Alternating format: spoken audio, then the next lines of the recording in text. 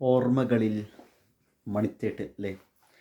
കലാഭവൻ മണീനെ നമ്മൾ വീണ്ടും ഓർക്കുന്ന ദിവസമാണ് കേസ്. 55-ാമത്തെ അല്ലേ പിറന്നാൾ പറഞ്ഞ? 55 എന്തായാലും കേസ് ഒരു സംഭവം എന്താ വെച്ചാൽ, നമ്മൾ ഈ ദിവസം മാത്രമാണ് മണിച്ചേട്ടനെ ഓർക്കുള്ളൂ എന്നല്ല കേട്ടോ, നമ്മൾ ആ ബർത്ത്ഡേ ദിവസം ആയതുകൊണ്ട് പ്രത്യേകം എടുത്ത് പറയുന്നു എന്ന് മാത്രം.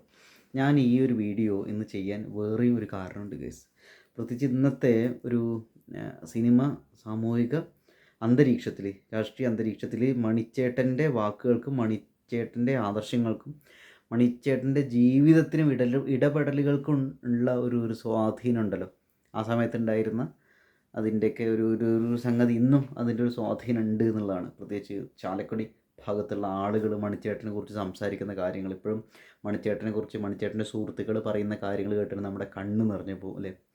മണിച്ചേട്ടൻ എങ്ങനെയാണ് ഒരു എന്താ പറയുക, മനുഷ്യരെ കാര്യമായി സ്വാധീനിച്ചത്, അല്ലെങ്കിൽ എന്നെപ്പോലുള്ള ഒരു മനുഷ്യനെ മണിച്ചേട്ടൻ എങ്ങനെയാണ് സ്വാധീനിച്ചത് എന്നുള്ളതൊന്ന് തുടങ്ങാൻ കഴിയും. ഇപ്പോൾ മണിച്ചേട്ടൻ്റെ ഒരു കാര്യം ഇപ്പോൾ നമുക്കറിയാവുന്നതാണ്, കാലാകാലങ്ങളായിട്ടുള്ളൊരു സംഭവമായിരുന്നു.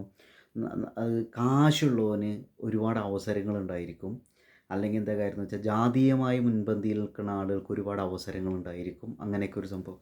അപ്പോൾ ഇതിൻ്റെ നിന്നൊക്കെ ഔട്ടായിട്ട് നിൽക്കുന്ന ഒരാളെ സംബന്ധിച്ചോളം മുഖ്യധാരയ്ക്ക് വരിക എന്ന് പറഞ്ഞാൽ, അല്ലെങ്കിൽ ഒരു ജോലി ഇത് കാര്യങ്ങളൊക്കെ ഇട്ട് പോകുക എന്ന് പറഞ്ഞാൽ ലൈഫ് സെറ്റ് ആകുമെന്നൊക്കെ പറഞ്ഞാൽ ഭയങ്കര പാടായിരിക്കും. എപ്പോഴും ഒരു അടിമയായിട്ട്, മാനസികമായിട്ട് അടിമയായിട്ട് നിൽക്കേണ്ട ഒരു അവസ്ഥയായിരിക്കും.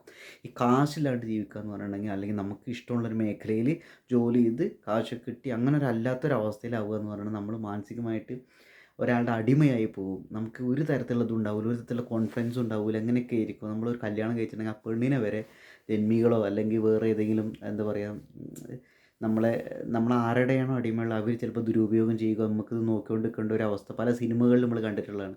അപ്പോൾ ഒരു പക്ഷെ നമുക്കും ഇത് വന്നുകൂടാവുന്നില്ല. നമ്മുടെ ചരിത്രം പറയുന്നുണ്ട്. ഇപ്പോൾ ജന്മി കുടിയാൻ ആ ഒരു ഇതിലൊക്കെ കുടിയാൻ്റെ അല്ലെങ്കിൽ അടിയാളരുടെ അവരുടെ അടിയാളൻ്റെ ഭാര്യേനെയൊക്കെ ജന്മി ലൈംഗികമായിട്ട് ദുരുപയോഗം ചെയ്യുന്നതൊക്കെ. അപ്പോൾ ആ കുടിയാൻ്റെയൊക്കെ ഒരു ജീവിതം ഒന്ന് ആലോചിച്ച് നോക്കി അല്ലേ? ഒന്ന് അവസ്ഥ ആലോചിച്ച് നോക്കുക. അതാണ് കാശില്ലാത്തവൻ്റെ ഒരു അവസ്ഥ, ഏകദേശം ഈ കുടിയാൻ്റെ ഒരു അവസ്ഥ പോലെയൊക്കെ തന്നെയാണ് കേസ്. അപ്പോൾ എങ്ങനെയാണ് മണിച്ചേട്ടൻ സ്വാധീനിക്കുന്നത് വെച്ചാൽ, മണിച്ചേട്ടൻ ജീവിതത്തിൽ ഒരുപാട് ദുരിതമനുഭവിച്ചു. ഇന്നത്തെ ജാതീയത കൊടികുത്തി വാഴുന്ന ഒരു സമൂഹത്തിൽ അദ്ദേഹം എന്താ പറയുക, അദ്ദേഹത്തിൻ്റെ അനുഭവങ്ങളൊക്കെ പിന്നീട് നാടൻപാട്ടുകളിലൂടെയും ഇൻ്റർവ്യൂസിലൂടെയും സിനിമകളിലും ഒക്കെ മൂപ്പര് അദ്ദേഹത്തിൻ്റെ വീഡിയോസിലൂടെയൊക്കെ ഇങ്ങനെ നമ്മളിലേക്ക് എത്തിക്കാൻ ശ്രമിച്ചിട്ടുണ്ടല്ലോ. അപ്പോൾ അദ്ദേഹം എന്ത് ചെയ്തു വെച്ചാൽ, അദ്ദേഹം നാടൻപാട്ടിലൂടെ മിമിക്രിയിലൂടെ ഒക്കെ നമ്മുടെ മുന്നിലേക്ക് എത്തി. അദ്ദേഹം സിനിമയിലേക്ക് എത്തി, നടനായി, അങ്ങനെയുള്ള കുറേ ആളുകൾക്ക് നല്ല കാര്യങ്ങളൊക്കെ ചെയ്തു. അതാണ് അദ്ദേഹത്തിൻ്റെ ഏറ്റവും വലിയ പ്ലസ് പോയിൻ്റായിട്ട് എനിക്ക് തോന്നുന്നത്. അദ്ദേഹം വളർന്നു എന്ന് മാത്രമല്ല, കൂടുതലുള്ള ആളുകളെ വളർത്താനും സഹായിക്കാനും ഒക്കെ അദ്ദേഹം ശ്രമിച്ചു എന്നുള്ളതാണ്. അതൊരു വലിയ സംഭവമാണ്. പലരും എന്താ വെച്ചാൽ അവനവൻ്റെ ലൈഫിൽ വലിയൊരു സെറ്റായിരിക്കുമ്പോൾ കൂടുതലുള്ള ആളുകളൊക്കെ മറക്കും, ഭയങ്കരമായിട്ട് ഈഗോ ആവും അല്ലേ? അപ്പോൾ മൂപ്പര് മണിച്ചേട്ടൻ അങ്ങനെയല്ല കാണിച്ച്, കൂടുതലുള്ള ആളുകൾക്കും കൂടി എന്താ പറയുക, മൂപ്പരെ കൊണ്ട് പറ്റുന്ന രീതിയിൽ ചെയ്തു. ഓട്ടോ വാങ്ങിക്കൊടുക്കുക, സാമ്പത്തികമായിട്ട് സഹായിക്കുക, വീട് വെച്ച് കൊടുക്കുക, അങ്ങനെ കുറേ കാര്യങ്ങൾ. ഇപ്പോൾ മണിച്ചേട്ടനെ ഓർക്കുന്ന സമയത്ത്, മണിച്ചേട്ടൻ ഭയങ്കര ടാലൻ്റ് ആയിട്ടുള്ള ഒരാളായിരുന്നു. അദ്ദേഹം ആ സിനിമയുടെ വരുന്നത് മറ്റേ മിമിക്രി കാണിച്ച് മൃഗങ്ങളെ പോലെ കുരങ്ങനെ പോലെയൊക്കെ കാണിക്കണില്ലേ, വിക്രമിൻ്റെ സിനിമയിൽ ഓർമ്മയില്ലേ? ഗില്ലിയിലല്ല, ഏതോ സിനിമയിലില്ല, ഗില്ലി. അപ്പോൾ ഇത് സംഭവം എന്താ വെച്ചാൽ, മലയാളത്തിൽ മാത്രമല്ല തമിഴിലും മൊത്തം ഇന്ത്യൻ ഒരു സിനിമയിൽ നോക്കുന്ന സമയത്ത് അടിപൊളി കൊമേഡിയനായിട്ടും കോപ്രായം കാണിക്കുന്ന ഒരാളായിട്ടും മെയിൻ ആക്ടറായിട്ടും ഹീറോ ആയിട്ടും വില്ലനായിട്ടും ഒക്കെ തിളങ്ങി നിന്നിട്ടുള്ള നല്ല ടാലൻറ്റഡ് ആയിട്ടുള്ള ഒരു സാധാരണക്കാരനായിട്ടുള്ള നിലത്ത് നിന്നിട്ടുള്ള ഒരു മനുഷ്യൻ മണിച്ചേട്ടൻ്റെ നാടൻ പാട്ടുകളിൽ നമുക്ക് ശരിക്കും പറയുകയാണെങ്കിൽ ഒരു നാടിൻ്റെ ഒരു പച്ചപ്പ്, നമുക്ക് അതിൻ്റെ ഒരു നിഷ്കളങ്കത മനസ്സിലാക്കാൻ പറ്റുമെന്ന് മാത്രമല്ല, നമുക്ക് ഭയങ്കരമായിട്ട് മണിച്ചേട്ടൻ്റെ ശബ്ദത്തിനുള്ള ഒരു ഇൻറ്റൻസിറ്റി ഉണ്ടല്ലോ, നമ്മുടെ ഹൃദയത്തിലേക്ക് ഇങ്ങനെ കയറി ചെല്ലാനുള്ള ഒരു കഴിവ് മണിച്ചേട്ടനുണ്ട്. അപ്പോൾ മണിച്ചേട്ടൻ്റെ വാക്കുകൾ എന്തുകൊണ്ട് ഇന്നത്തെ പൊളിറ്റിക്സിൽ ഇതാവണമെന്ന് വെച്ചിട്ടുണ്ടെങ്കിൽ, ഇന്നത്തെ കാലഘട്ടത്തിൽ ഇങ്ങനെ തുറന്ന് സംസാരിക്കാനുള്ള കലാകാരികൾ വളരെ കുറവാണ്. ഒക്കെ അവരവരുടേതായ സൗകര്യത്തിന് വേണ്ടി സംസാരിക്കുന്ന, തൊള്ള തുറക്കുന്ന ടീംസാണ്. ഇപ്പോൾ മണിച്ചേട്ടൻ സിനിമയിൽ ആക്റ്റീവായിട്ടുന്ന സമയത്ത്, മണിച്ചേട്ടൻ ജീവിച്ചിരിക്കുന്ന സമയത്ത് മണിച്ചേട്ടൻ സംസാരിച്ച കാര്യങ്ങളൊക്കെ വളരെ, അതായത് മൂപ്പരുടെ അനുഭവങ്ങളൊക്കെ വളരെ പ്ലെയിനായിട്ട് കാര്യങ്ങൾ അവതരിപ്പിക്കുക, തമാശ രീതിയിൽ അവതരിപ്പിക്കുകയും ഉള്ളതൊക്കെ ചെയ്തുള്ളൊരു മനുഷ്യർ. അപ്പം ഇന്ന് വേടനൊക്കെ കാണിക്കണത് ഒരു ഊള പരിപാടി ഉണ്ട്, രാഷ്ട്രീയം വെച്ചിട്ട് മൂപ്പര് വേറെ കുറേ കളി കളിക്കണത്. മണിച്ചേട്ടൻ കാണിച്ച അങ്ങനൊരു സംഭവം അല്ലായിരുന്നു.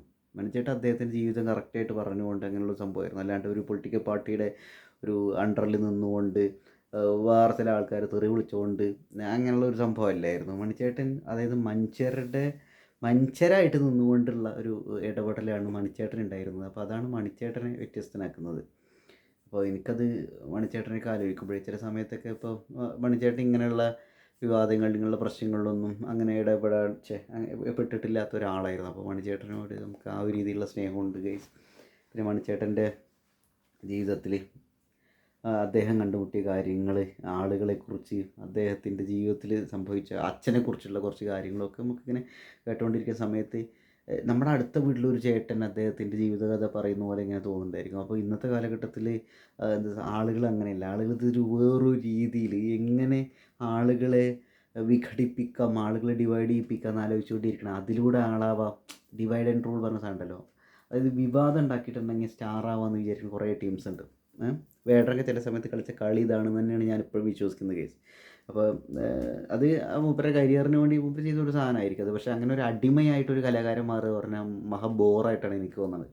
അപ്പോൾ ഞാൻ പറയുന്നത് മണിച്ചേട്ടൻ്റെ ഇതിൽ വേടനെ എനിക്ക് ഭയങ്കര ഇഷ്ടമാണ് കേട്ടോ. പക്ഷേ മൂപ്പരൊരു പൊളിറ്റിക്കൽ പാർട്ടിയുടെ അടിമയാവുക എന്നുള്ളത് എനിക്കെന്തോ ഒരു വലിയസായിട്ട് തോന്നുന്നില്ല. അതാണ് സംഭവം. അപ്പോൾ ഞാനിവിടെ പറഞ്ഞൊരു സംഗതി എന്താണെന്ന് വെച്ചിട്ടുണ്ടെങ്കിൽ മണിച്ചേട്ടൻ അങ്ങനെ ഒരു പാർട്ടിയുടെ അടിമയല്ലായിരുന്നു, ഒരു പാർട്ടിയുടെ അടിമയല്ലായിരുന്നു. മണിച്ചേട്ടൻ്റേതായിട്ടുള്ള നിലപാടുകളുണ്ടായിരുന്നു. മണിച്ചേട്ടൻ്റെ സൗഹൃദങ്ങൾ പറഞ്ഞാൽ അത് നല്ലൊരു രസമുള്ള സൗഹൃദങ്ങൾ. മണിച്ചേട്ടൻ ലൈഫ് വളരെ ഓപ്പൺ ആയിരുന്നു. ഇന്നത്തെ കാലഘട്ടത്തിൽ വളരെ കുറച്ച് മാത്രമേ ആളുകൾ ഓപ്പൺ ആക്കുള്ളൂ. അവർക്ക് അതിൽ നിന്ന് എന്തെങ്കിലുമൊക്കെ ഒരു സാധനം കിട്ടും എന്ന് പ്രതീക്ഷിക്കും മാത്രം. മണിച്ചേട്ടൻ അങ്ങനെയല്ലായിരുന്നു, തുറന്ന പുസ്തകമായിരുന്നു. അപ്പോൾ മണിച്ചേട്ടൻ്റെ ഈ ഒരു പിറന്നാൾ ഓർമ്മയിൽ മണിച്ചേട്ടനെ കുറിച്ച് കുറേ കാര്യങ്ങൾ ഇങ്ങനെ മൈൻഡിൽ ഇങ്ങനെ വരുന്ന കേസ്. പ്രത്യേകിച്ച് ഞാനൊരു പാലക്കാട് ജില്ലക്കാരനാണ്. ഇപ്പോൾ തൃശ്ശൂർ ചാലക്കുടി എന്ന് പറഞ്ഞിട്ടുണ്ടെങ്കിൽ ഒരുപാട് ദൂരമൊന്നുമില്ല കേസ്. അപ്പോൾ എനിക്കത് അങ്ങനെ ഒരു ഞാനിപ്പോൾ കഴിഞ്ഞ ആഴ്ച കോട്ടയത്തേക്ക് പോകുന്ന സമയത്ത് ചാലക്കുടി വഴി അങ്ങനെ പോകുന്ന സമയത്ത് എനിക്ക് പെട്ടെന്ന് അങ്ങനെ ഓർമ്മ വന്നു കേസ്. അപ്പോൾ ആദ്യമായിട്ടാണ് ചാനൽ സബ്സ്ക്രൈബ് ചെയ്യുക കേസ്. മണിച്ചേട്ടനെ കുറിച്ച് നിങ്ങൾക്ക് ഉള്ള ഒരു ആറ്റിറ്റ്യൂഡ്, നിങ്ങൾക്ക് അങ്ങനെ എന്തെങ്കിലും അനുഭവങ്ങൾ ഉണ്ടായിട്ടുണ്ടെങ്കിൽ, എന്തെങ്കിലും കഥകൾ അറിയാമെങ്കിൽ, പോസിറ്റീവായ കാര്യങ്ങൾ കേട്ടോ എങ്കിൽ ഒന്ന് കമൻറ്റ് ചെയ്യുക കേസ്. Bye bye.